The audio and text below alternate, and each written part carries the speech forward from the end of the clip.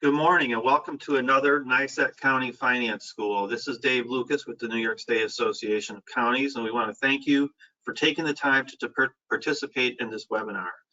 Today we have a hot topic. We will be presenting a program on the American Rescue Plan. This will be the beginning, I am sure, of multiple sessions we will be doing over the next year or so, possibly longer, on this legislative bill that was passed and was signed into law in March. We're going to hear about what the bill does today from the Bonadeo Group, and they have multiple speakers, and we'll introduce them in a moment. NYSEC wants to thank our sponsor today, which is PFM Group. PFM provides counties with a tool to receive rebates for their purchases. The P-card payment process may reduce the typical requisition process and related costs associated with purchasing materials and services. The P-card, which is a special type of credit card, streamlines the purchase of supplies, furniture, construction materials, utilities, and much more, saving staff time and money for your county. For more information, please email Beth Smith at smithb@pfm.com. PFM has been a longtime sponsor of NYSEC as well as a NYSEC Excelsior partner. At this time, I'm going to turn it over to Kate, who's going to go over some of the mechanical details of the webinar today. So just a couple of housekeeping announcements. The webinar is being recorded, and the recording and a PDF of the slide deck will be posted on NYSEC's website after noon today under the Educational tab and Finance School. Please feel free to submit your questions in writing via the Questions tab on your dashboard during the presentation, and we will answer all questions live with our panelists during the Q&A at the end of the program. Back to you, Dave. Thank you, Kate. Today's speakers are from the Bonadeo Group, which has also been a long-time partner with NYSEC, and they're present in many of your counties across the state at this time. I'm not sure of the order of the speakers, but I'll go through their bios quickly. A wealth of experience from the three speakers today. First, we have Randy Shepard, CPA and partner with the Bonadeo Group. Randy is a partner in the Bonadeo's government division, is the team leader of the Western New York and Upstate New York government audit practice. He has been with Bonadeo for over 20 years with experience in many areas of attestation engagements. Randy provides consulting, accounting, and auditing services for a variety of clients such as school districts, municipalities, public authorities, and local development corporations. As a result of this work, Randy has developed extensive experience with respect to compliance and reporting requirements for these organizations, knowledge of GASB pronouncements, New York State Public Authorities Reform Act, as well as the evaluation and design of internal accounting systems. Randy has also been a speaker on various governmental topics for New York State Association of Counties as well as GFOA. Also, we have today speaking Greg Evans, a CPA and partner with the Bonadeo Group. Greg is a partner in the government division and is a team leader of the Central New York government audit practice. He has over 25 years of professional experience providing consulting, auditing, and accounting services to a variety of clients, including municipalities, public authorities, and other tax-exempt entities. As a result of his work, he has developed extensive experience with respect to compliance and auditing and reporting requirements for these organizations, knowledge of governmental Accounting Standards Board pronouncements, Public Authorities Reform Act, federal compliance requirements, as well as the evaluation and design of internal controls. And we also have Lynn Mazewski-Keck, Director of Tax Innovation with the Bonadeo Group. Lynn is a tax partner and tax innovation director at Bonadeo and currently helps to lead the Bonadeo Cares and More consulting team. She originally joined Bonadeo in 2016 after working in Belgium as an international tax manager at Deloitte and helping oversee Bausch & Lomb's European region. Her background includes domestic and international tax planning for businesses, pursuing optimization to maximize cash impact. Lynn's responsibilities include technical updates in and outside the firm regarding major federal bills, including most recently the American Rescue Plan Act, Consolidated Appropriations Act of 2021, the Tax Cuts and Jobs Act of 2017, and the Family First Coronavirus Response Act and the CARES Act. I want to thank our speakers today, and I will turn it over to the group. Thank I'm not you. sure who's going first. Thank you. Thanks, Dave. I'm going to kick it off a little bit. So this is Randy Shepard. Thanks, everyone. And we do appreciate our friends here at NISAC. We've been very proud to be an Excelsior partner with you. And overall, this is kind of our disclaimer slide, but we do appreciate all the questions that we got in advance. We've been able to incorporate most, if not all of them, throughout the presentation, in some way, shape, or form. So hopefully we're going to address a lot of the concerns that you folks have. And what you'll notice when you see the slide deck, there are a number of slides here. We are not going to get through them in entirety today, but the idea is to give you as much information as available to you so you can refer to it later on down the road. And we will send the slide deck, and as Kate said, it'll be available afterwards. So if you want to go ahead to the next slide. So where we're going to do it today, Lynn and Greg are going to cover many of the technical components. We're going to spend hopefully 45 to 50 minutes or so on that, maybe a little less. Then I'm going to come back at the tail end and talk about some approach considerations for the last 10 or 15. And then we're going to leave hopefully 10 minutes or so for questions at the end. There probably will be more questions than we have time to complete, but the hope is that we can address a few of them for you. With that, I'm going to turn over to Lynn to kick this off. Thanks, Lynn. Thanks, Randy. So good morning, everyone. We're very excited to be with you today. We know you probably have a lot of questions regarding the bill and the guidance that was provided. Like Randy mentioned, there's going to be a lot of questions still remaining, but hopefully this will get us out and discussing some of the significant items we saw with the most recent guidance issued by the Department of Treasury. So today, as you all already know, there was two significant sections 602 and 603 that specifically were addressing funding to state, local, and county governments. Today, we're going to focus on 603, which is establishing funds for metropolitan cities, non-entitlement units of local governments, and counties. As you, I'm sure all are aware, New York State counties got $3.9 billion, half obviously in May of 2021, and the remaining half should be coming out in a 12-month period. The metropolitan cities got $6.14 billion, and we're also going to see potentially a direct allocation to our villages and towns for $825 million. So a significant amount of funding that's supposed to ideally help you survive and get through the pandemic. If we go to the next slide. So you'll see, and I know you're all well aware of these buckets. We really have 4 buckets in how we're allowed to use our funding sources. And we're going to start with bucket 3, mainly because we've seen a lot of people dive into that calculation of what does it exactly mean for revenue reduction, and why so many counties are excited to learn what that means is there's more latitude in which that funding can be utilized for. So when I think about prioritizing these buckets, obviously many of the counties are looking to figure out what their revenue reduction is as they have more latitude in how they might spend the funding that would fall into that bucket. If we go to the next slide, you're going to see that essentially they are allowing recipients who are facing budget shortfalls to use these funds to avoid cuts to government services and enable the governments, the local governments, to continue to provide valuable services. And they're basing that off of what they've seen nationally of government declines.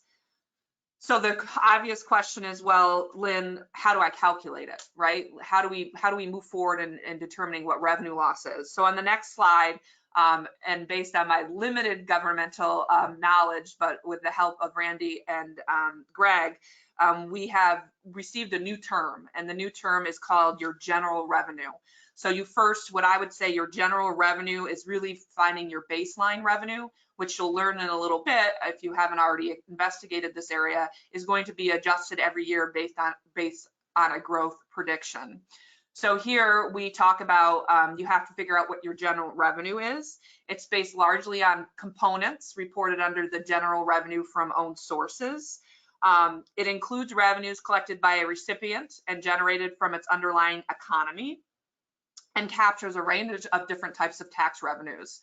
It also excludes refunds and other correcting transactions, proceeds from issuance of debt or the sale of investments, and agency of private trust transactions, and excludes revenue generated by utilities and insurance trusts. The second point is important there, that recipients have to sum all these revenue streams together when calculating their general revenue for their county. If we go to the next slide. So one of the things that specifically states is it will include intergovernmental transfers between state and local governments, but it will exclude intergovernmental transfers from the federal government. So we talked about state grants would be in, federal grants would be out. Many of you might have received specific funding from your state government regarding through the American Rescue Plan or the Coronavirus Relief Fund, and you might be asking yourself, do I have to include that in my general revenue calculation? And as you see at the bottom of the screen, the answer to that is no. That essentially they're allowing state transfers that had to deal with those two programs to be excluded from your general revenue base. For those of you who are looking for, a general definition, if you go to the next slide, you might be saying, well, Lynn, there's things that I'm not sure where they might align, and it's unclear to me. I think the biggest driver of general revenue is this first line. The definition of general revenue focused on sources that are generated from economic activity and are available to fund government services, rather than a fund or administrative unit established to account for and control a particular activity. So if you have a gray area, I would lead myself back to this definition and ask that question of which way does it fall in that definition. So the example they provide to us is a public utility. Even though it provides revenue to us, that revenue is obviously being used to provide that public utility and really isn't available to fund government services, but again, fund the administrative unit that clearly exists. So it's very important, as of now, because we don't have all the answers, to go back to this definition when thinking you have a gray area. So I'm just going to ask Greg to chime in here and provide any other insights he would want to raise regarding the discussion of general revenue before we go on to the next step. Yeah, I think the key here is we're looking at entity-wide. We're looking at beyond just the general fund. So, we definitely are going to carve out any utility type transactions. But again, I think the goal here is to see what the effect has been without, including those stimulus type funds. Okay. Thanks, Greg. So if we go on to the next slide, we're going to start really getting into the very specific steps that the guidance gave you to calculate this. So they gave you 4 steps, and I'm actually going to have you advance one more slide. And the 4 steps are going to have you identify your base for year. So we just kind of talked about what that revenue set is. And we're essentially going to say it's the revenues collected in the most recent full fiscal year prior to the public health emergency. So what was your last full fiscal year before January 27th of 2020? Step 2 is where they call it a counterfactual revenue. They're going to allow you to grow your revenue every year. We're going to see that we're actually going to measure, do this calculation, and we'll show you an example at 4 points in time. One at December 31st, 2020, again at 2021, again at 2022, and again at 2023. And they're going to allow you to perceive that your base year determined in step 1 is grown under step 2 in each year. Some of you might say, well, how much are they allowing us to grow? It's the greater of 4.1% per year, or the recipient's average annual growth over the 3 full fiscal years prior to the COVID-19 public health emergency. And so what's interesting about that, someone said, do you think that we're allowed to reassess that growth adjustment every single testing period? Meaning, if I'm all the way out in 2022 testing, can I look at my prior 3 full fiscal years to see if my growth rate is greater than the average 4.1%? My answer to that is I don't think so. They're saying that it's the 3 full fiscal years prior to the COVID-19 public health emergency. So once you determine that in year 1, because you're taking the greater of those 2 amounts, that's going to be your lock for your growth. Doesn't mean it's fair, but it is what it is. Step 3 is we're going to identify the actual revenue. So again, the growth or the base year times the growth is where we expected you to go. So I do appreciate that they expected a 4.1% increase at least, and then you're going to compare it to your actual revenue, and then any difference in that is going to be considered your lost revenue. So if we go to the next slide, we gave a very basic example that also was provided in the guidance issued by the Department of Treasury. But essentially what they said here is assume our base year revenue is 100, assume that our year ends June 30th. So before the pandemic would be the last kind of test year that we're using to develop that base year of 100, and assume that our growth rate is 4.1%. And so essentially you'll see that you are going to have the ability to measure as of 12/31/20, 21, 22, and 23 to come up with your revenue loss. Here you're going to see that we actually in year one, 12/31/2020, our base year was 100. Again, our growth percentage is 4.1%. And then you'll say, well, Lynn, what does that 18 over 12 mean? 18 months is the last time that we've had since our base year. So our base year in this example ended on June 30th before the pandemic. Now I'm all the way through 12/31/2020, so 18 months have passed by, and so that's an exponent that I'm multiplying by. So in general, they're saying as of the end of 12/31/2020, you would have expected your base revenue to be 106.2. The actual revenue you brought in was only 80, so you have revenue loss of 26.2. I know that all of you are sitting there as I did when I first read this and said, well, this is tricky, right? Because we've received half of our funding now, but I don't know my revenue loss for 21, 22, and 23. So I think this does, raise questions of how are you going to, figure out this bucket, because ideally you're not going to know the answer to your total revenue loss until the end of your actual revenue loss coming in on 12/31/23. And obviously a lot of counties want to get into this bucket for purposes of the latitude in which they can use the expenses.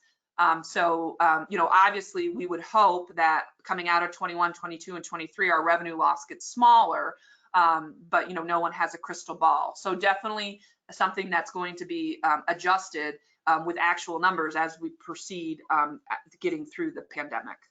If you go to the next slide. So again, we've talked about it a little bit. There is broad latitude to this use of this one bucket. Remember, we have 4 buckets. This is one of 4. And they mention these are ones that it can be used towards, but it's not an inclusive list. So they talk about maintenance or pay-go funded building of infrastructure, including roads, modernization of cybersecurity, health services, environmental radiation, school or educational services, and obviously the provision of police, fire, and other public safety services. I did have someone say, I would like to use some of my funding on road construction. Is there a way? I think this is how you would get into being able to use your funding towards road construction. It would be part of your revenue loss uses. The next slide just tells us what we can't use our revenue loss uses for, which include at a high level, you can read more of it, but debt instruments, settlement agreements, and replenishing financial reserves, a rainy day fund. They're not all through the documentation. Rainy day funds are out. They want this money spent, which does put some pressure on the local governments to make sure that they're spending it in the appropriate uses and reporting appropriately. So the next slide, we're going to go back to our 4 major buckets. We've talked about our revenue reduction bucket, and now we're going to go up to respond to public health emergency or its negative impacts. And what we're going to see is the guidance really divided it between public health emergency and negative economic impacts, and they've given some examples for each. So if we go to the next slide, we're going to first talk about what you have to meet, the 2 basic tests when you're in this bucket. What are you proving? You're proving that you had a need or a negative impact due to COVID-19 public health emergency, and you're identifying how the program, service, or intervention is addressing that identified need or impact. It's interesting because I do think you're going to have to give some, and you'll see it below, some information of how you identified that need or negative economic impact. You'll see below that they have said, while you have flexibility to use your funds, the Treasury is encouraging you to provide assistance to those households, businesses, and not-for-profits in the communities that were most disproportionately impacted by the pandemic. So sitting there, you're saying, well, what do I have in my county that could help me assess that? You know, obviously COVID tracking data, right? Who was the most sick? Where did the most deaths occur? Would rise to they being disproportionately impacted by the pandemic. Sales and use tax might help you with negative economic impact. Real estate taxes, people not being able to pay them, and then potentially if you can get your unemployment data to that level. All again, probably things you're going to have to prove that indeed these are how you did step one, identifying a need or a negative economic impact. And then obviously we will have to show how the funding helps that need or impact. If we go to the next slide, you're going to see we're going to focus on responding to the public health emergency. For point one, I don't think any of that is new to you. You know, the need for vaccination programming, medical care, testing, contract tracing, et cetera. Still very much being supported through the use of these funds. Enhancement to healthcare capacity, including through alternative care facilities, purchases of PPP equipment, mitigation or other services, and congregate living facilities, and other key settings like schools. So I think, you know, again, we've had some pressure in New York State on some of these people who do have congregate living facilities, and so your ability to help them is seen in this bill. Obviously, they were hotspots for COVID-19 and the pandemic. If we go to the next slide, you'll see that they'll talk about ventilation improvements in those settings. And the one thing I would point out here that I think is going to be really important, I think you'll hear me hit on it again and again and again, it's going to be really, really important for the counties to understand where the federal spending is on existing and potential bills, where the state funding is, where your funding is, where the metropolitan cities funding is, and the villages are. For example, there was already passed in the most recent act a significant amount of money that went to schools for ventilation improvements. And so not to say that you wouldn't want to potentially supplement that, but if there's already been a separate fund given to the schools for that improvement, you might decide to use your money in different locations accordingly. So understanding the large 10,000-foot view impact is going to be key when determining your spending plan. And then we had a lot of questions on capital investments. So they specifically said, we'll see it here and in other locations, capital investments in public facilities to meet pandemic operational needs, such as physical plant improvements to public hospitals and health clinics, or adaptations to public buildings to implement COVID-19 mitigation. So again, I think here, some people said, well, can I put money into my hospital facilities? If you can tie it into four, and it's shown that it's a capital investment to meet pandemic operational needs, then I would say, yes, you can, and that's how you would have to tie it in. You'll see with capital improvements, we're going to go through it. They're not a fan of you spending it any which way for capital improvements, which some of the questions came through. The key is for you to tie it back to one of these specific buckets and document it accordingly.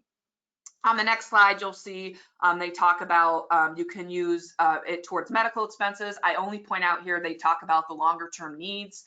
We know that some portions of individuals who are affected with the COVID-19 are seeing long-term effects, so they're saying that's a potential way. And then I think we all know that mental health treatment and substance misuse treatment and other behavioral services are becoming increasingly important to get our communities through the pandemic. And so obviously they're supporting the use for that as well. If we go to the next slide, you will see that you might be able to use this towards payroll and covered benefits for public safety, public health, healthcare, human services, and similar employees. To the extent their services are completely devoted to COVID-19 public health emergency. This is different than the premium pay, which we'll talk about in a second. But essentially, if you have portions of your community that were part of this public health and safety staff, you could potentially put their payroll towards this bucket. It's interesting because they say you may consider public health and safety employees to be entirely devoted to mitigating to respond to the pandemic. if they're primarily dedicated to responding to the COVID-19 public health emergency. So, you know, I'm thinking if they're 80% doing that, then they're saying, okay, then you can say they're 100%. I would point out that they do require that if you are using the funds this way, that you provide that that you reassess periodically and maintain records to support your assessment. So you can't say, well, this person was 100% devoted to COVID-19 and 2020, and then in 2023 still be relying on that data. They are asking you to have a periodic reassessment when supporting this use of funds. Documentation will be key. The only other thing I'd point out about this, and we talked a lot about this internally within the Bonadeo group, and we understand, people are going to want to be careful about incremental spending versus ongoing costs. And so that interplay, and I'll talk a little bit about it when we get to premium pay, is going to be important, that we're not developing potentially an ongoing cost that when the funding goes away or we've utilized all our funding, we can no longer support. On the next slide, they also talk about your ability to design and execute health and public health programs. I think we've seen it all through the federal stimulus funding and even through some of the states, reaching the people who maybe don't have the business advisors, reaching the people who need assistance is challenging. So thinking of ways, how do I get to that community? Again, the community that they said is most disproportionately disadvantaged due to the pandemic. How do I get whatever I decide to do out to them and them being knowledgeable? So the next slide, I'm going to bring up something that's interesting, which you might have also seen. Qualified census tracts are going to become increasingly important to you, potentially, depending on your county or and how many are identified. But the Treasury has given you what I would call a safe harbor. And they said, we are going to presume you're spending the funds the right way if you've spent it in any of these ways in a qualified census tract. So funding community health workers to help community members in that area, funding public benefit navigators to assist people in that area to understand the benefits and services that are available to them. You can keep going. House services to support people in that area, healthy living, remediation of lead paint. I know some people said, well, exactly what does that mean, Len? What can I do in that area? I think if it's in a qualified census tract, the same approaches you would have helped before in remediating lead paint would still be acceptable. And then evidence-based community violence intervention programs.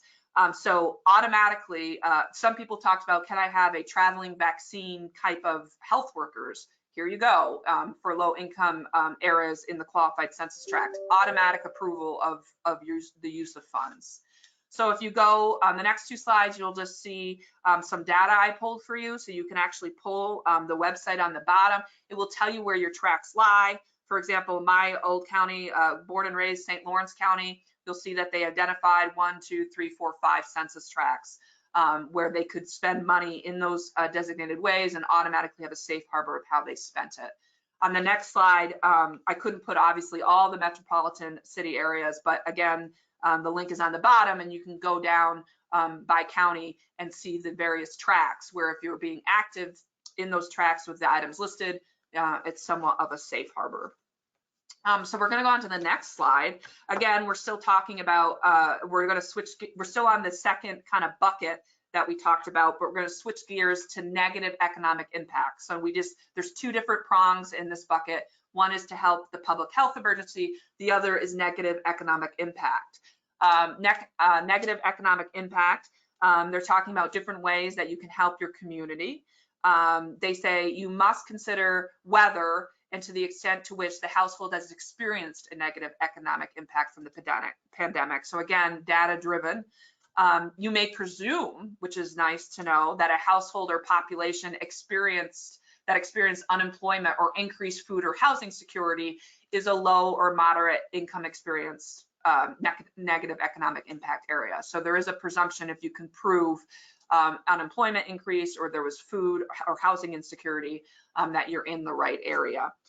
The other item that a lot of people said was, well, if I wanted to provide a, similar to the federal stimulus check to people, can I? And they say, yes, you may consider and take guidance from the per person amounts that we gave out at the federal level. during the COVID-19 crisis. So that was $1,200 an individual, $2,400 for a married couple, or up to $500 on top of that for qualifying children with an AGI limitation. So it's kind of nice that they say, hey, if you don't exceed what we gave at the federal level, it's a safe harbor again, if you'd like to give some stimulus checks out to certain communities.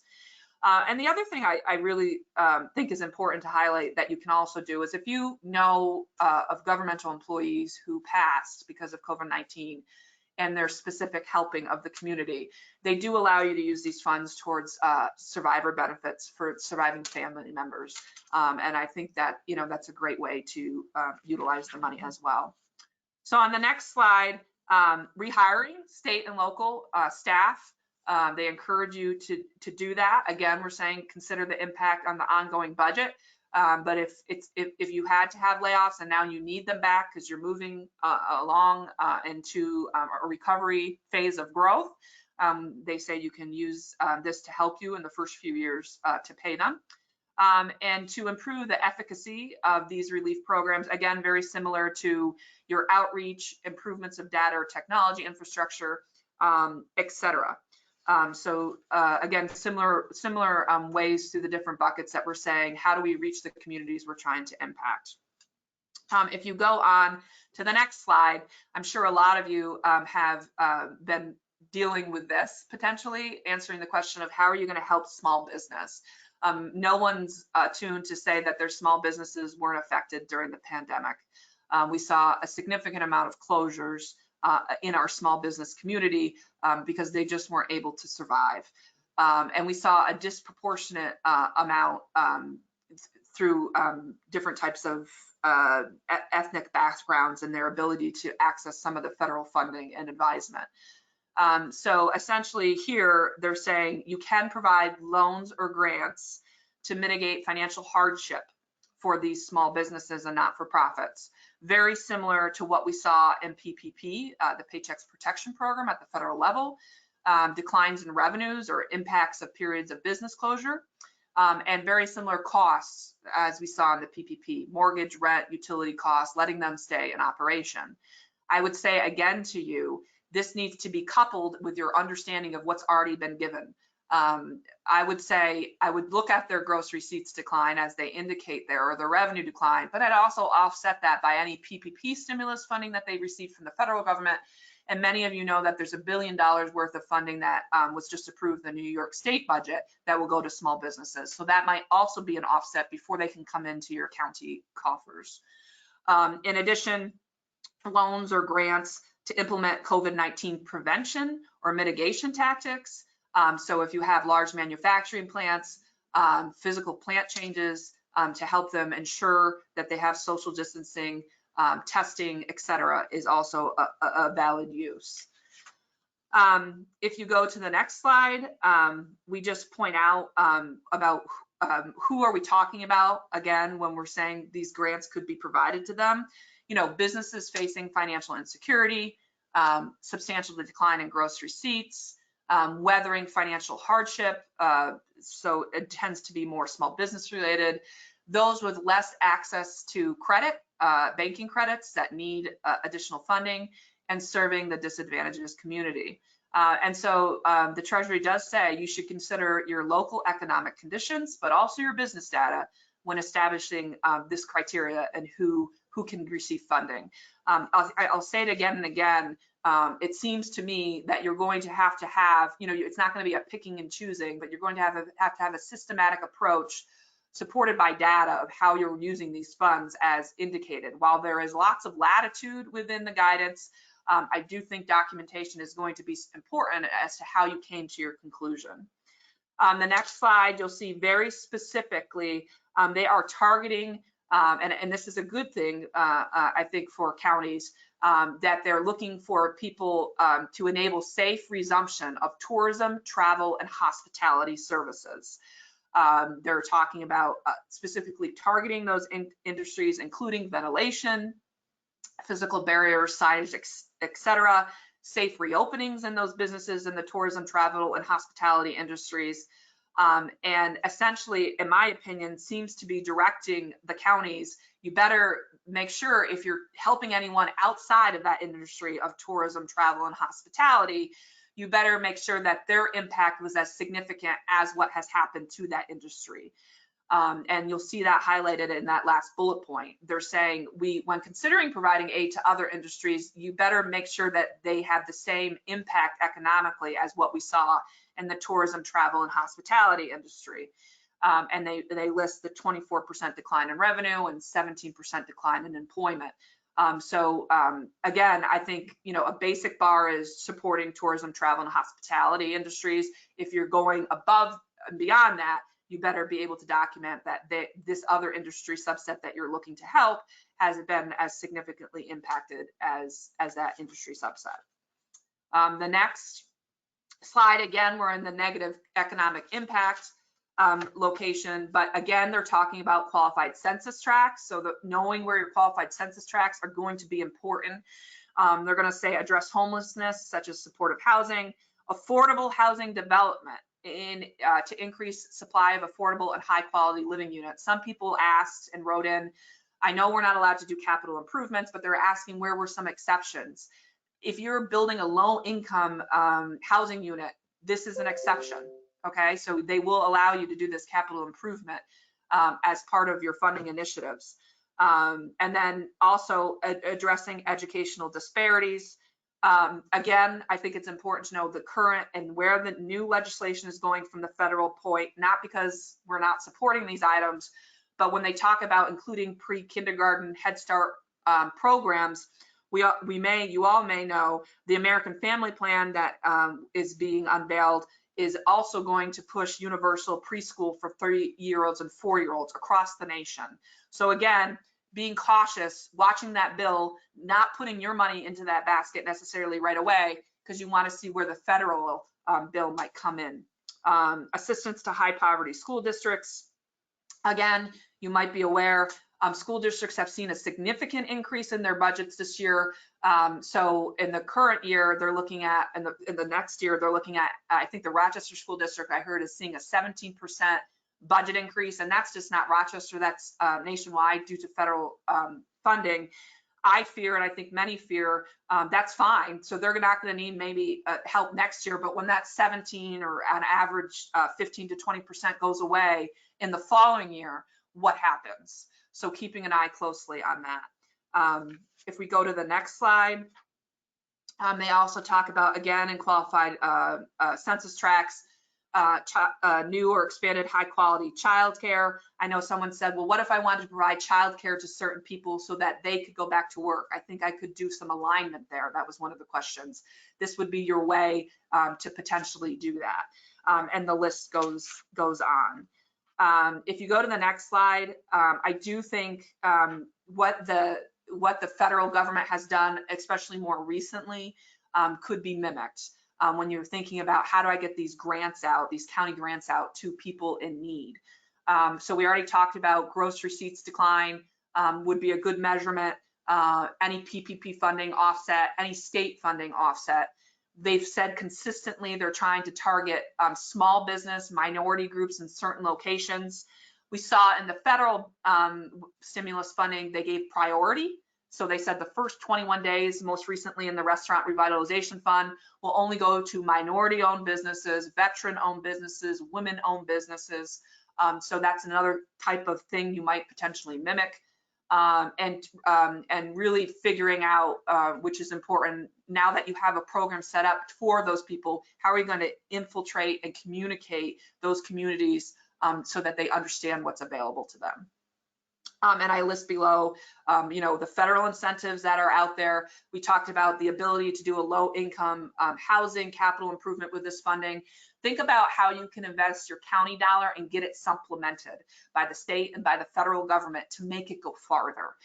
So for example, qualified opportunity zones are very relevant for investment in low income housing communities, low income housing tax credits, work opportunity tax credits. All of these things can supplement how you might choose to use your dollar and help even maximize the spending of your dollars even more by complementing it with different levels. I would, again, I put out there that you can view the designated tracts for qualified opportunity zones in this link below, because then you can start seeing, do they overlap the census tracts? I'm happy to explain that further, but due to time, I'm just gonna let that one go where we are right now. So if we go to the next slide, I'm trying to go quickly. Do not use things, again, we talked about, you're gonna see the same things, principle of outstanding debt insurance, rainy day funds, general infrastructure projects, unless you can tie them back to something bigger in the other buckets, which we've already mentioned a couple already. If you keep going, I'm going to actually skip the next slide with reporting requirements, and we're going to go to premium pay. On the next slide, I would point out premium pay.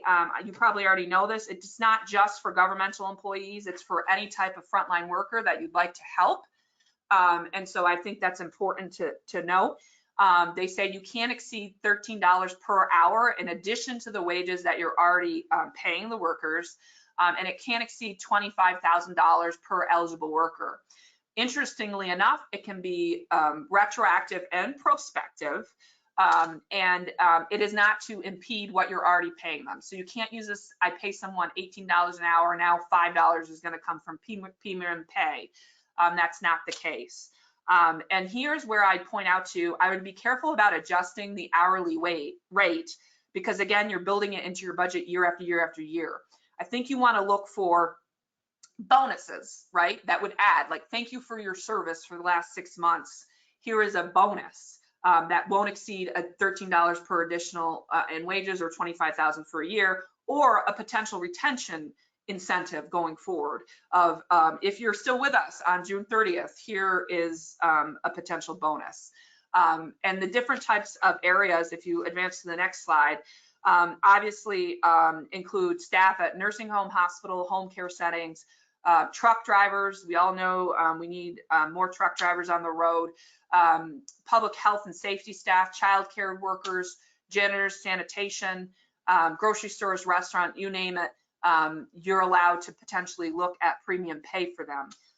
If you go to the next slide, I would point out that they do have a kind of a safe harbor, and the fact that they're saying we will assume it's safe provided you don't increase a worker's total pay above 150% of their residing state average, or essentially their county average. And so for New York State, our annual mean wage was $67,850, so we couldn't exceed 101, but we will find some counties who indeed have an annual mean wage above the state mean wage that might be able to push the envelope a little bit farther. I would just be careful to make sure you're monitoring this so you're automatically deemed within the appropriate wage set. So now we're going to skip the next slide and go to the last slide so I can get this turned over. To make necessary investments in water, sewer, and broadband infrastructure, I know you've all heard infrastructure is specific to these 3 areas. I'm going to go to the first point, next slide. Water and sewer is really important. They want you to focus on high quality infrastructure, avert disruptive and costly delays, and promote efficiency if you're looking to invest in these areas. I would point out that they encourage you to use, and for all 3 of these, strong labor standards, including project labor agreements and community benefits. So that offer wages at or above the prevailing rate. So keep track of that point that they specifically put in the guidance. On the next slide for water and sewer, they say that you may include projects on privately owned infrastructure, which is interesting. And they essentially say, we're going to tell you to revert back to existing guidance, which the Environmental Protection Agency has already created under the Clean Water State Revolving Fund and the Drinking Water State Revolving Fund. If you advance to the next slide, some people were saying, can we improve our parks? Can we improve, our outdoor communities? I would say this is your entry point to do that. So because as you notice, you can construct, improve water, non-point sources of pollution, but go to that fourth, create a green infrastructure and protect water bodies from pollution. So this would be kind of your area of exploration to see if that can exist for your county. And I also would point out the installation and replacement of failing treatment and distribution systems, obviously important. And so knowing where that might fall within your county and where they are currently, this might be a good use of your investment. The next slide just reiterates that you can invest in green infrastructure. I only point this out because in New York State, they recently listed nationwide the 25 greenest cities in the nation. Rochester was number 4, Buffalo was number 6, and believe it or not, New York City was 13 on the top 25. So the green infrastructure is becoming increasingly important sometimes for people's relocation and moving. And so here you'll see that these are different ways you can use it: rain gardens, green streets, etc. On the next slide, you'll see that we all know we had broadband issues within our unserved and underserved households and businesses, especially when we all went remote. They are saying they're giving you a specific target. They're deemed underserved if they lack access to a wireline connection capable of at least minimum speeds of 25 megabytes downloads and 3 megabytes uploads. And they specifically say eligible projects are expected to be designed to deliver things that exceed symmetrical uploads and download speeds of 100 megabytes. You can tell maybe that I'm not the most techie person, so I struggled through that a little bit. I will point out, if you're in a county or in a remote location that you're not going to be able to get to that 100 megabytes, they do provide alternative testing to prove that you actually have done it appropriately. Next slide. All right. So I know I'm going to transition it now to talk about restrictions on use, but I did want to point out to all of you, you know, when I was thinking about this and reading about this, and we've been doing this for a while now, I think this is the graph for me that is where I'm thinking about. I know every single person on this call wants to grow their county, right? Whether it be with revenue, whether it would be people, whether it be their hospitals, their education, they want growth. And so that's always, you know, the overlying, how do I get there? But obviously with these specific funds, looking for maintenance, safety, and innovation, creative ways that we can do all of these three things: safety and maintenance and growth, in a way in the best use of my funding. And that's why I put on the bottom, remember, your dollar that you spend at your county level could be supplemented by state, federal, or even metropolitan city, villages, and towns. So be aware, you're going to have to look down, you're going to have to look up, you're going to have to look at prospective law, you're going to have to look at current law to really evaluate how am I utilizing my funding to the best of my ability for my county. You're in a daunting position, I understand that. I would take a breath, I would do it systematically, and I know Randy's going to talk about some of the approaches you can go about in a little bit. So now I'm going to pass it over to Greg, and he's going to talk about the restrictions on use of these funds. Okay, thanks, Lynn.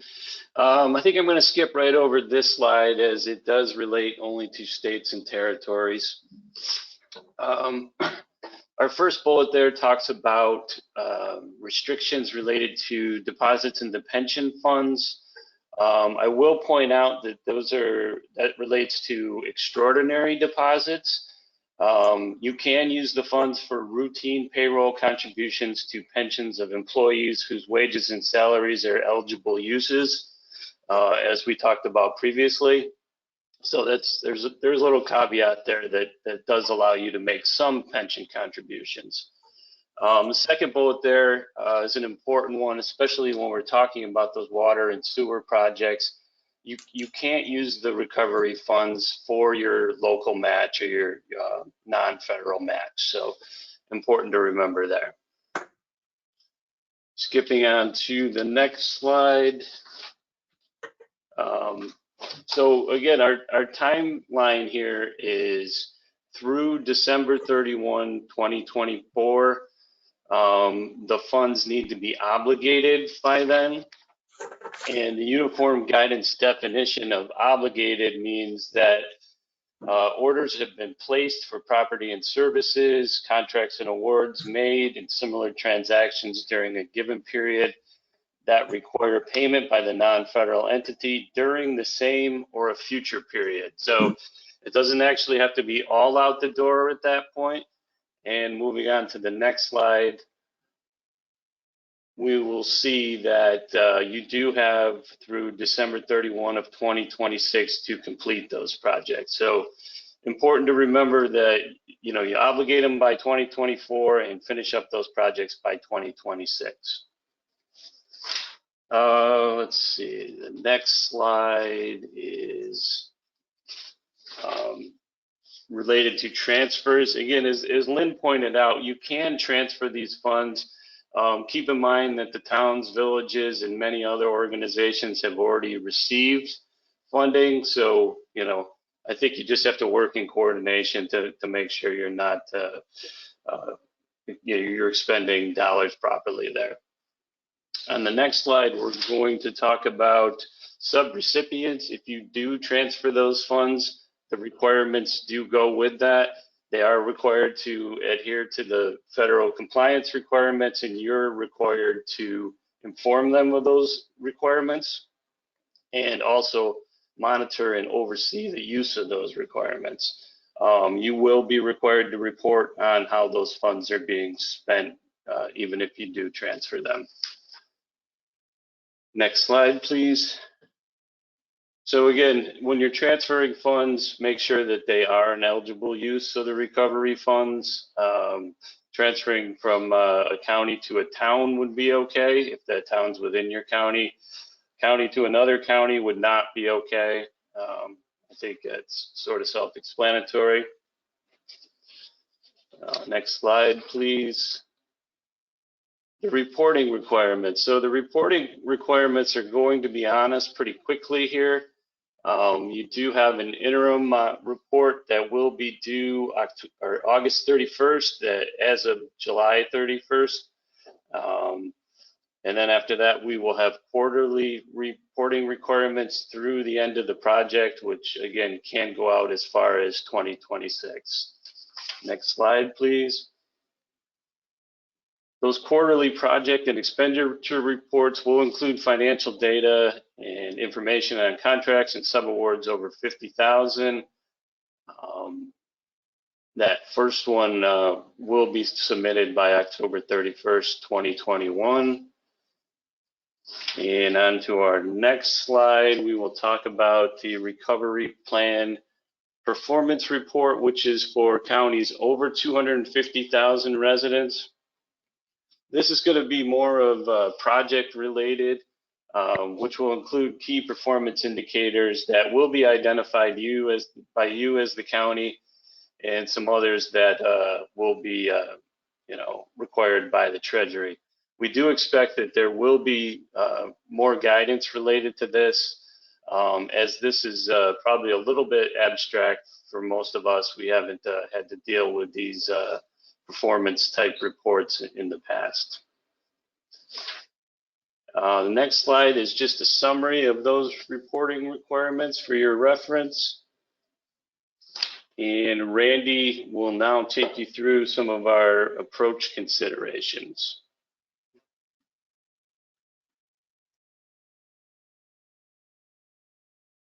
Okay, thank you, Greg. Appreciate it. So if we look at the next slide, we're going to talk a little bit about approaches to these funds, and we took a little bit of liberty here to try to have some humor on this slide.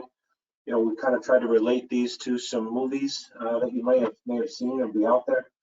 But one approach you can take is the Fast and Furious approach.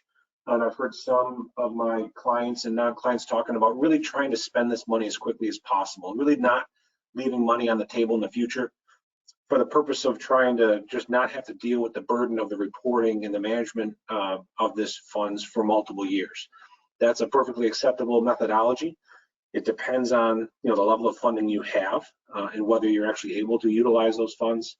It's a way to maybe take advantage of, as Lynn mentioned, these are one-time funding sources. They're not intended to be replacements to what you do or to cover those ongoing costs. There might be some deferred project backlogs that you can do, and this is a way to do that.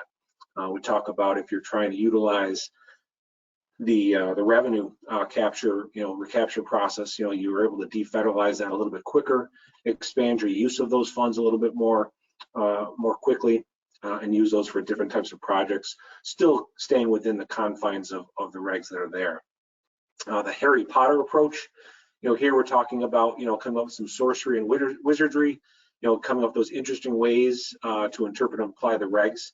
What we will say here is you've got to be very careful.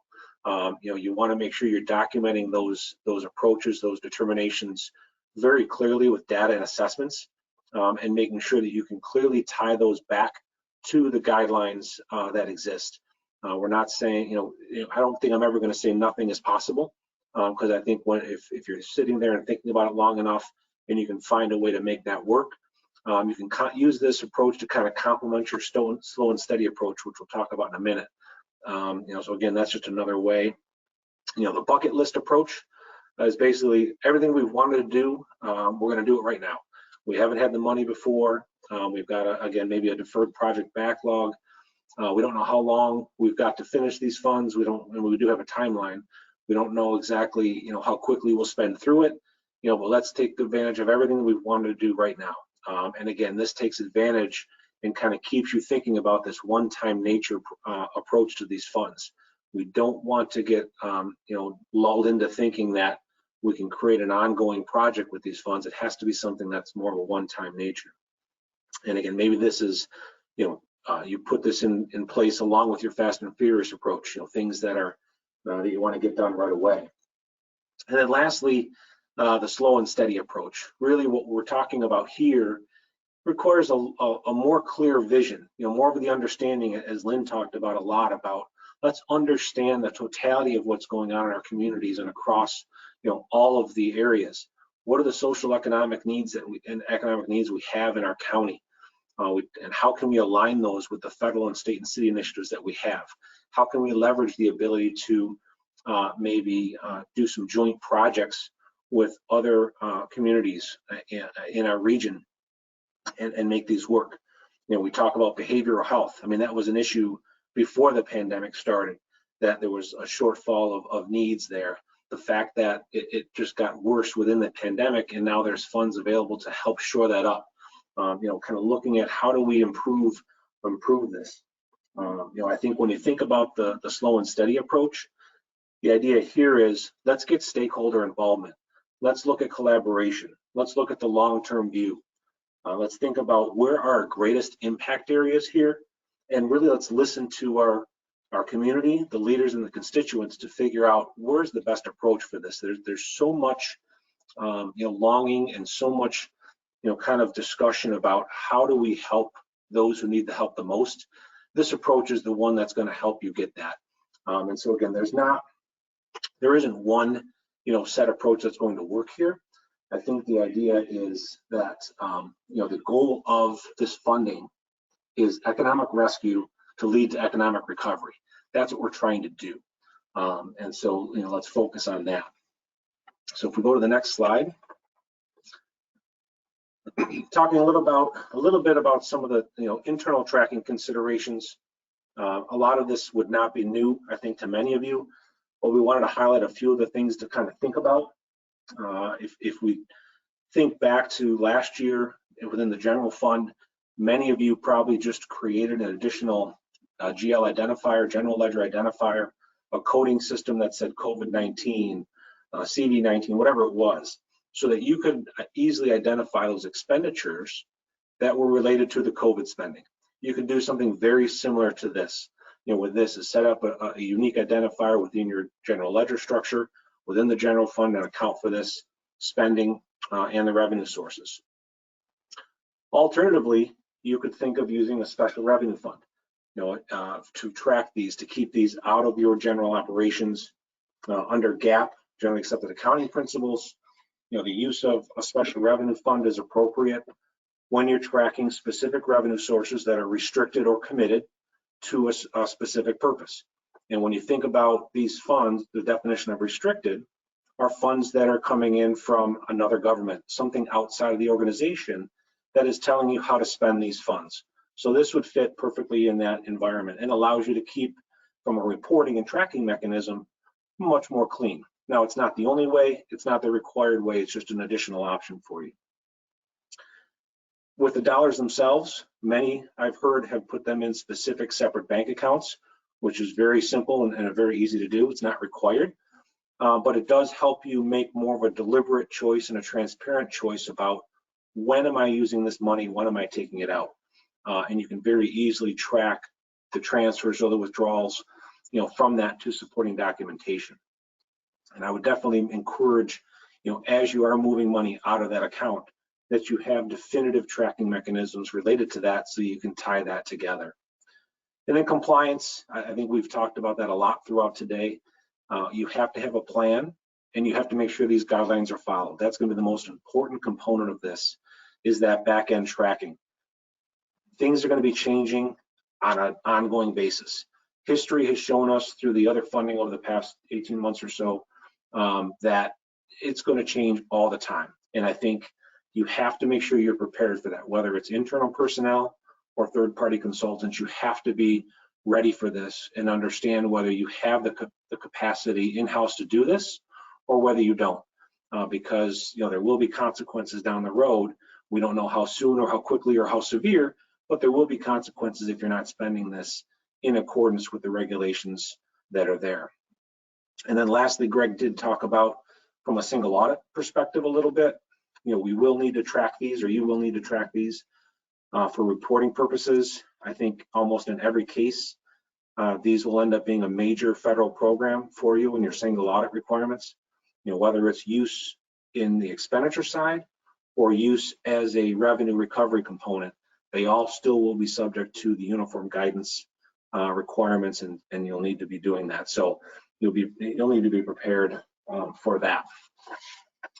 And I think with that, it's 11:03.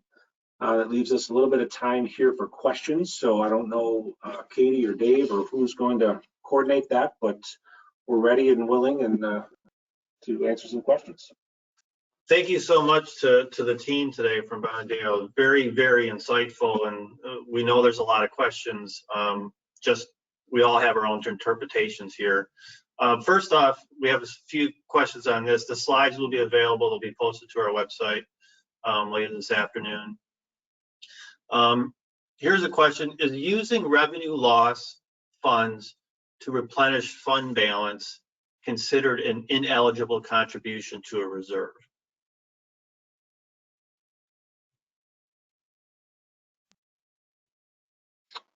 Greg or Lynn, either one of you want to tackle that, or? Yeah, I think they basically said that would not be appropriate to either fund reserves or what they're calling rainy day funds. Yeah. They definitely want this money going out the door kind of as soon as possible. Agreed. I guess on a related point, this is a question from me, from NISAC. In a situation where you're using this fund to use it for payroll, let's say for public health or public safety, and let's say it's just $1 million over the next 9 months for this particular county or entity, that money is already appropriated in the county budget or the municipal budget. At what point do you stop tracking the expenditure? When you say I'm using this to cover my payroll expense, is that the end of it? And you can show the payroll expense you have, but we all know what happens at that point because money was already appropriated. Where does that leave us in this situation?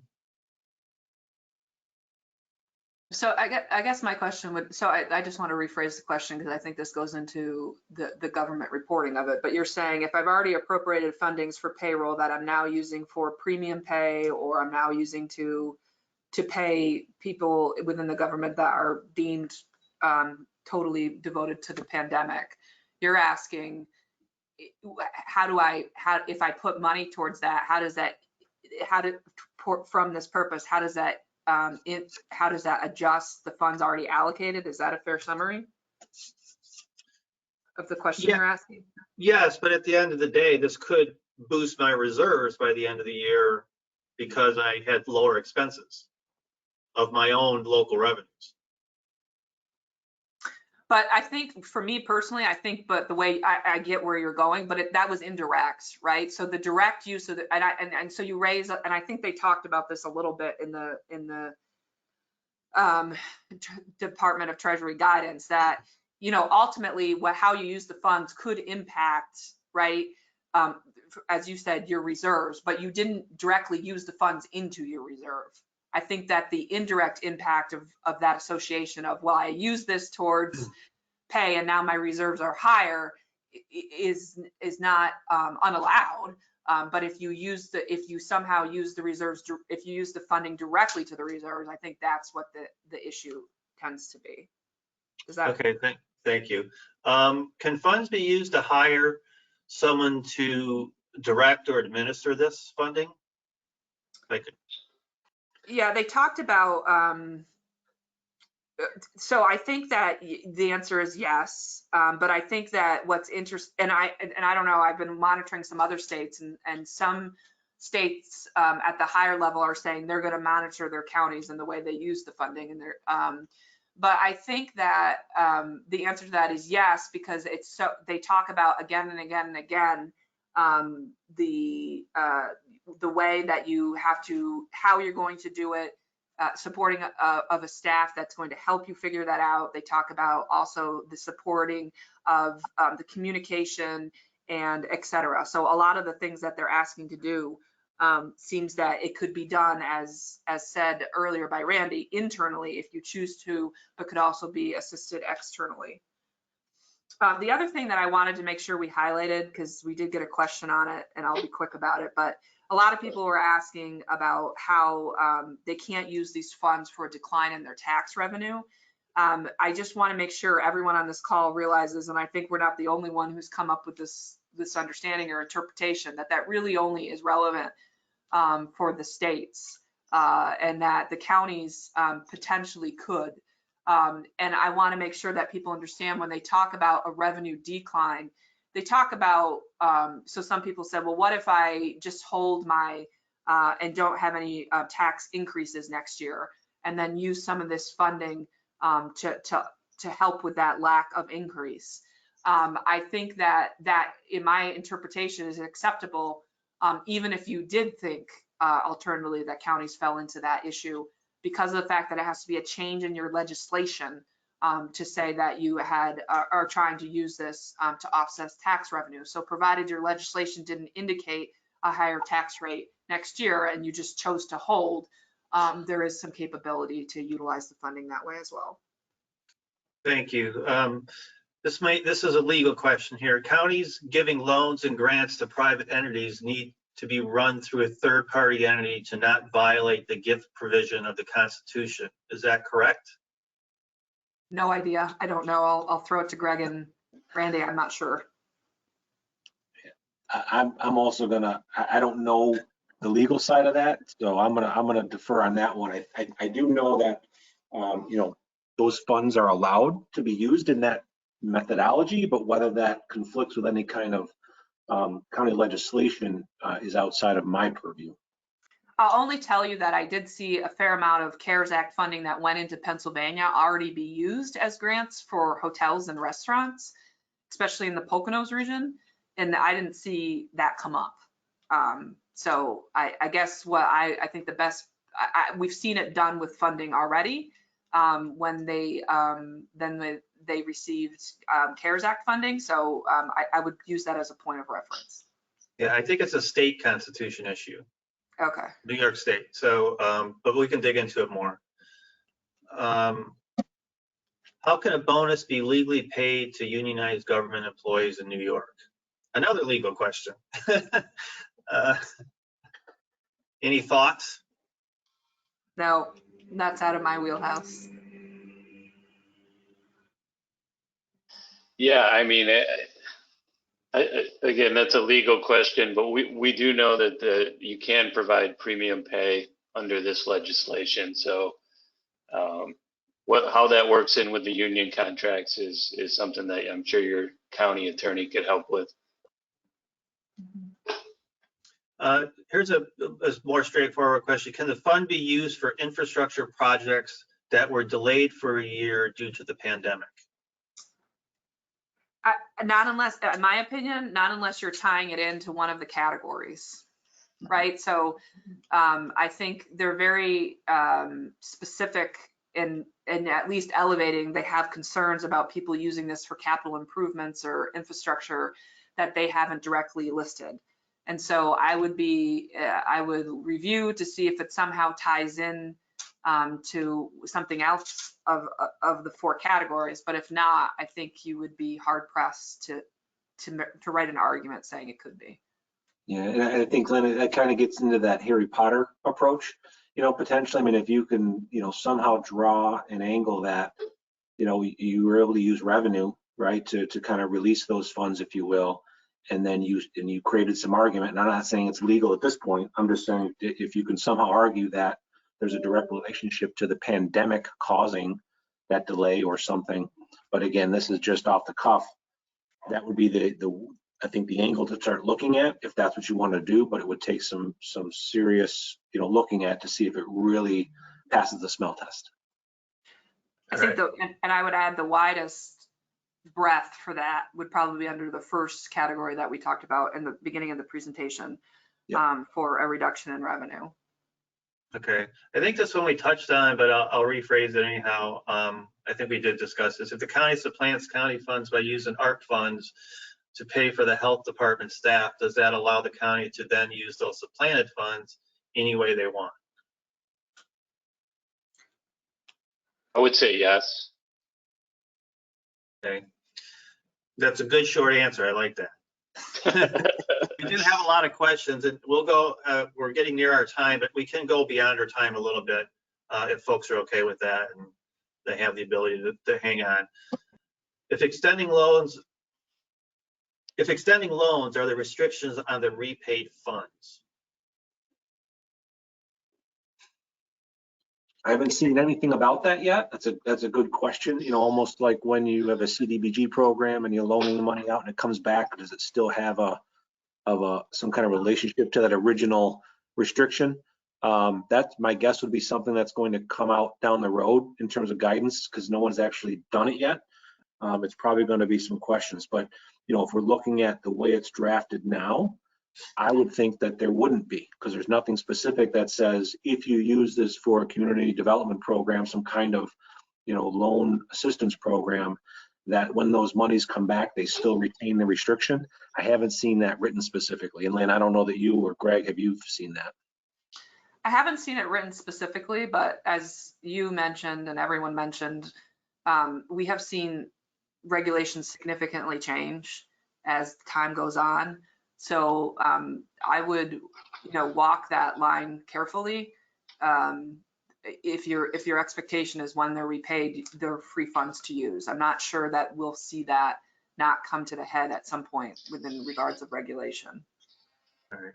I think we touched on this question too about hiring people, but is the administration of these funds eligible for funding? It sounds like it would be. Yeah, and I know it's pretty clear as to the internal use of people. I know NACO has come out and said that they feel the hiring of third parties can be used. Again, Lynn, unless you've seen it differently, or Greg, I haven't seen it specific, that third party hiring. I mean, it would be logical to me, and I would think that'd be an area that organizations are probably going to petition or question to say, hey, why? But for these funds, we wouldn't need this administration, so why can we not use these, to help manage this? But that's what I've seen so far. Okay, here's a theoretical question.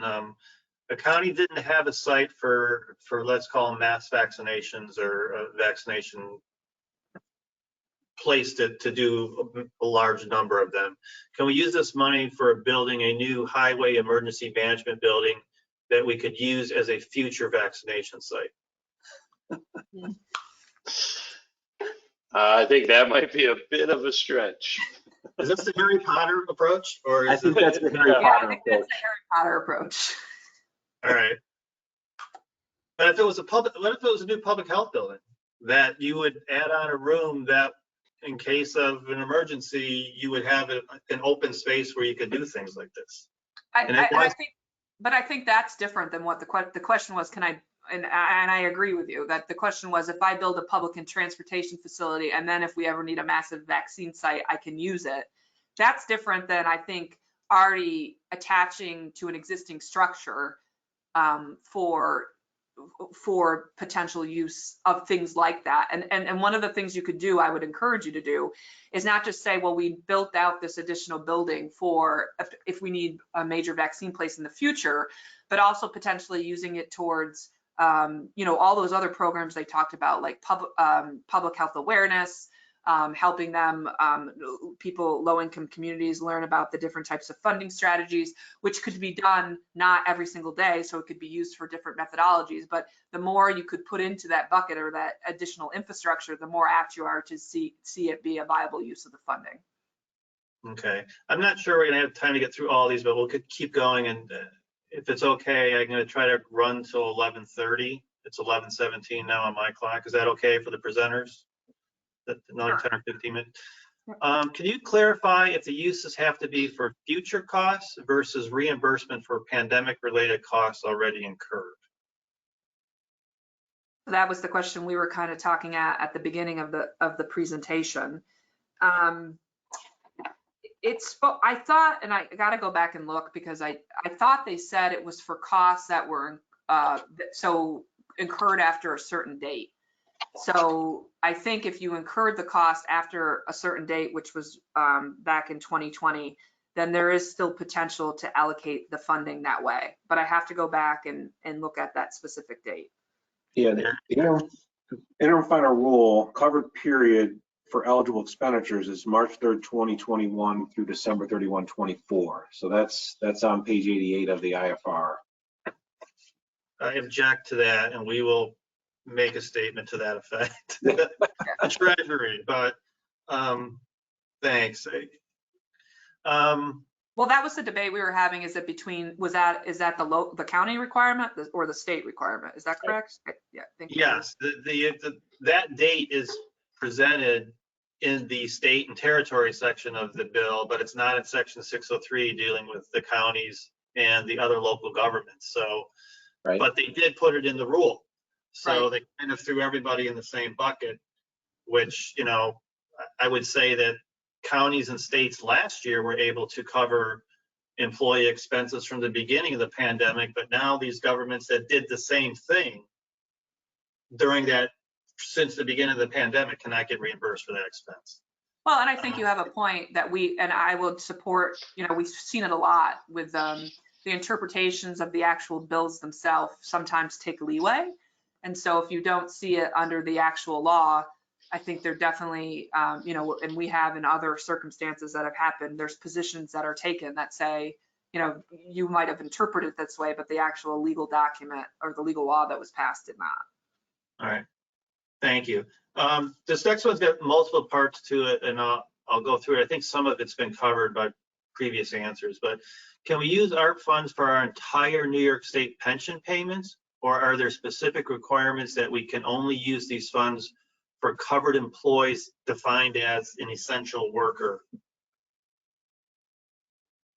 Yeah, I believe it's just for those essential workers. I don't think it's for the general payment of your contribution. Okay, and if so, is it assumed covered costs will have to be itemized by employees? Yeah, you're going to need to document that, just like everything else that we've talked about. Both for your auditors and for your reports to the Treasury. Okay, I'm just going through some of these questions. They seem similar to what we've already talked about.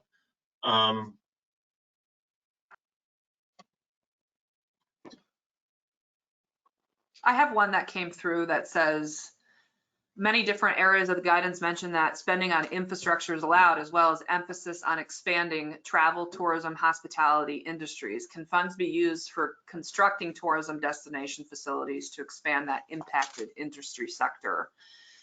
I think it's a great question because they specifically say no, capital improvements unless it's specifically outlined within the guidance.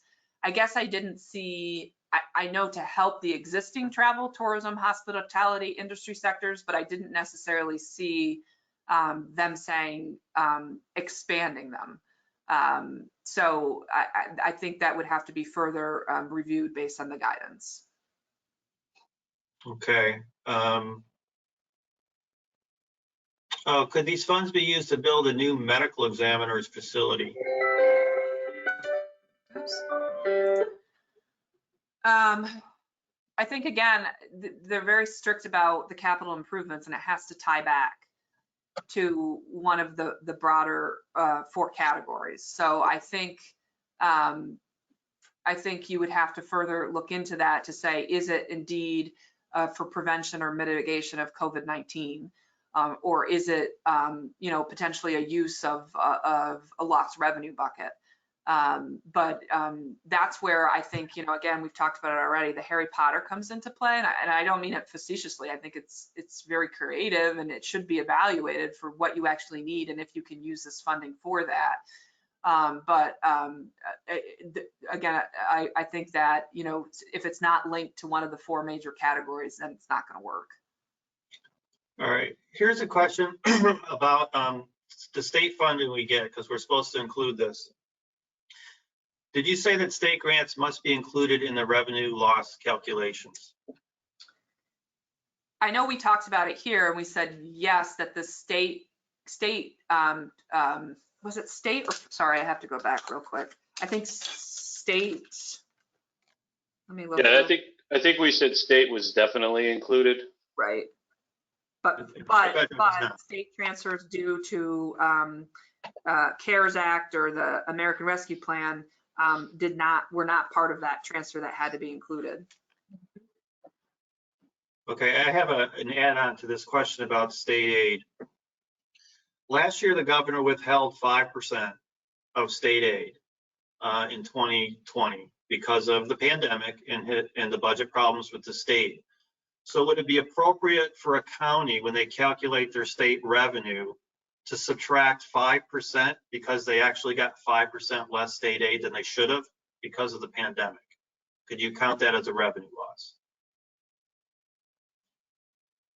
I think that's a great question.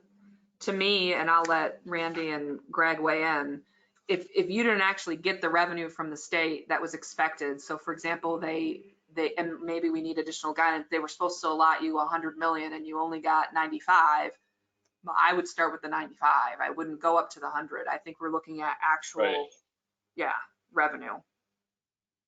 Yeah, I think that's going to show up in the calculation for sure. Mm-hmm.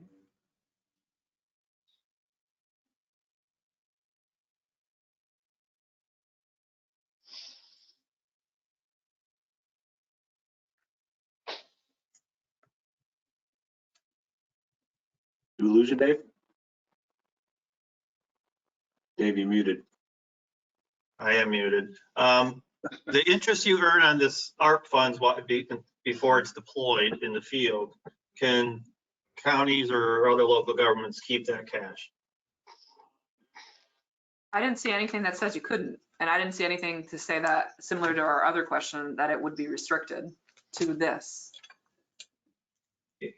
If I could add, I thought the CRF language last year said you could collect interest, but you had to use it for the same purpose.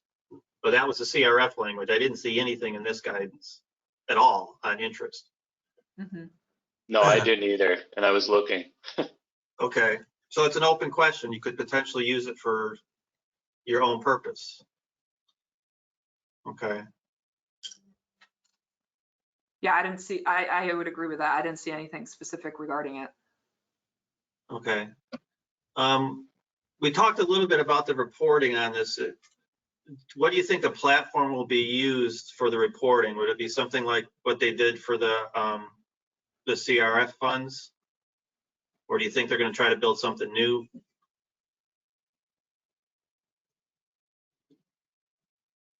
I think your guess is as good as mine. Yeah, I think it's wait and see. Yeah, I don't know, because they're still building the platform on some of the PRF funding, to some extent. You know, we're working on a lot of our county audits right now, and we can't finish a single audit because a lot of that portal's not built. So I don't know what they're going to do on that. Okay, and we're getting near our time here, so I think I have one more here at this point. What would be the best way or category to fund a new CAD system if you can't show a revenue loss? A new what system? Say it again. CAD, I think computer aided design system. Can you explain? Sorry, I'm pleading ignorance. I think it's a new IT system.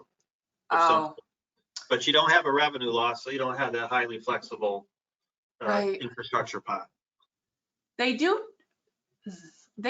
reference data collection a fair amount, whether it be for COVID-19 mitigation or whether it be for monitoring if you do provide funds to people in economic loss. So I'm not sure, it obviously wouldn't allot for an entire new system, but it could very much be tied into, I know just from our own firm perspective, investment in software in order to track data more appropriately. That links us to the assessment period that they're talking about. Like we have to prove that we were able to help them. We have to prove that there was issues in certain settings. We have to prove that there was, medical tracking systems. So I think I would explore those areas. Yeah, I think I had some comments here that there could be a computer aided dispatch system for 911, which would make more sense. I used CAD in my engineering days when I built stuff, but. Yeah. So I definitely only saw the police factor coming in through revenue loss. I didn't see that mentioned as much through, I mean, obviously for premium pay and things of that nature, but I didn't see that mentioned a lot through the other buckets.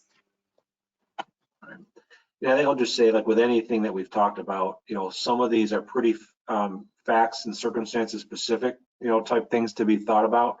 We've made a lot of comments and probably a lot of answers really just kind of on generic information. So, I think that there's some good guidance for you, but I definitely think that before anyone moves forward, you need to spend a lot more time kind of really digesting that. And that's what we talked about before, is these are very complex. And I think you need to take some time with some of them that are a little bit more tricky. Some are pretty clear cut and you can move forward, but others, I think you need to make sure you have the right team in place, either internally or through professionals, to kind of, bounce these ideas off of so that you've got your ducks in a row. Thank you. I think that's a great advice to end on. We've reached our time limit here. And I think if folks have additional questions, keep sending them in and we could forward them to the speakers, or you could reach out to them directly. I think they'll be following up with some information as well. So again, I want to thank our speakers today, and I want to thank PFM for sponsoring this webinar.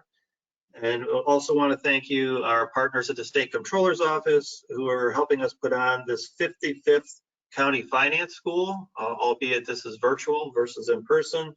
And at this time, I am going to close the webinar. And Kate, any final words?